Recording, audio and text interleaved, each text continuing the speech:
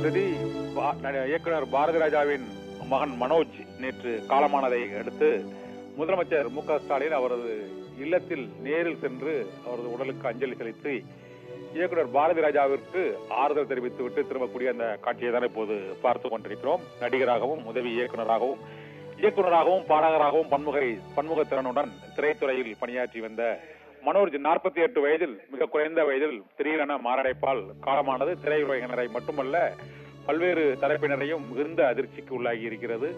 இதனால் முதலமைச்சர் மு க ஸ்டாலின் இயக்குனர் பாரதி ராஜாவிடம் ஆறுதல் தெரிவித்து அவரது மகளின் இறப்பு தொடர்பாக விசாரித்து அறிந்து அனைவருக்கும் ஆறுதல் தெரிவித்து வரக்கூடிய அந்த காட்சியை தான் பார்த்துக் கொண்டிருக்கிறோம். நேற்று திடீர் மறைவு 48 வயதில் இளம் வயதில் பாரதி ராஜாவின் மகன் மரணம் அடைந்தது ஒட்டுமொத்த திரையுலகினரையே அதிர்ச்சி அடைய செய்தது.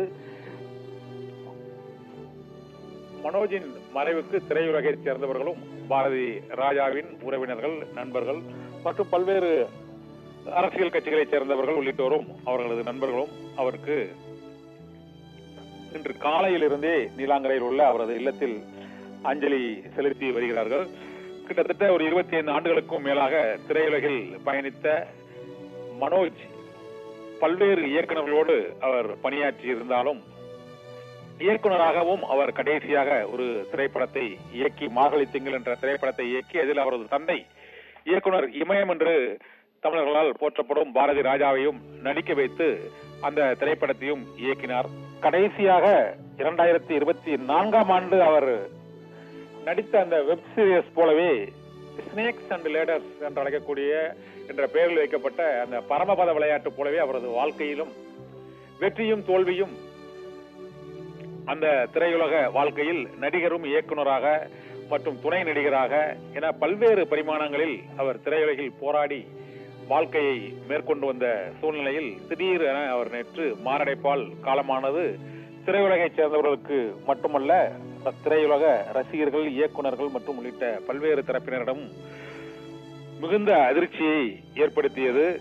அதில் அந்த தேனி மாவட்டம் அல்லி நகரம், பண்ணைபுரம் மற்றும் அதை சுற்றியுள்ள பகுதியிலிருந்து பாரதி ராஜா, இளையராஜா, வைரமுத்து ஆகியோரோடு திரையுலகில் மிகப்பெரிய ஒரு திருப்புமுனையை ஏற்படுத்திய அந்த இயக்குனர் இமயம் என்று போற்றப்பட்ட பாரதி ராஜாவின் மகனான மனோஜ் அவர் இயக்குனராக ஆசைப்பட்டு பின்னர் தந்தையால் நடிகராக திரையுலகில் தாஜ்மஹால் திரைப்படத்தின் மூலமாக அறிமுகப்படுத்தப்பட்டு கிட்டத்தட்ட ஒரு 20க்கும் மேற்பட்ட திரைப்படங்களில் அவர் நடித்திருந்து ரசிகர்கள் மனதில் பெரிய அளவில் இடம்பெற்றிருந்தாலும் இந்த திரையுலகினரால் ஒரு மதிக்கப்படக்கூடிய சிறந்த ஒரு நடிகராகவும் மற்றும் துணை நடிகராகவும் பாடகராக, உதவி இயக்குனராக என்று அனைத்து தரப்பினரிடமும் ஒரு நல்லுறவை கொண்டிருந்து அனைவரிடமும் பழகிய மனோஜின் மரணமானது திரையுலகில் மிகப்பெரிய ஒரு துயரத்தையும் ஒரு அதிர்ச்சியையும் ஏற்படுத்தி இருக்கிறது. இதனால் அனைத்து தரப்பினரும் நீலாங்கரையில் உள்ள அவரது இல்லத்தில் சென்று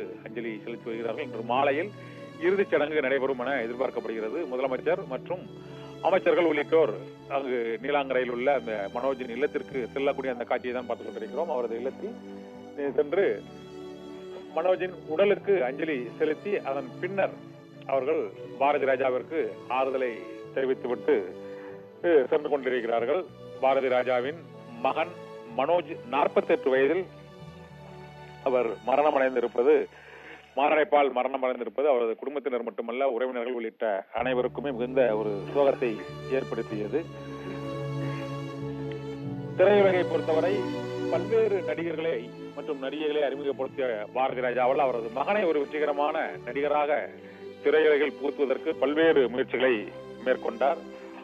பாக்கியராஜ் முதல் சுதாகர், ராஜா மற்றும் பாக்கியராஜ் உள்ளிட்ட பல்வேறு புதுமுக நடிகர்களை, அலைகள் ஓய்வுகளில் கார்த்திக் உள்ளிட்ட நடிகர்களையும் அவர் பாரதி ராஜா அறிமுகப்படுத்தினார். ஆனால் அவரது மகனுக்கு ஒரு சிறந்த துவக்கத்தையோ வெற்றி படத்தையோ கொடுக்க முடியாமல் அவரது பிற்காலத்தில் அவர் நடிகராகவும் இயக்குனராகவும் அவர் 2 தளத்தில் இயங்க வேண்டிய ஒரு நிர்பந்தம் ஏற்பட்டது.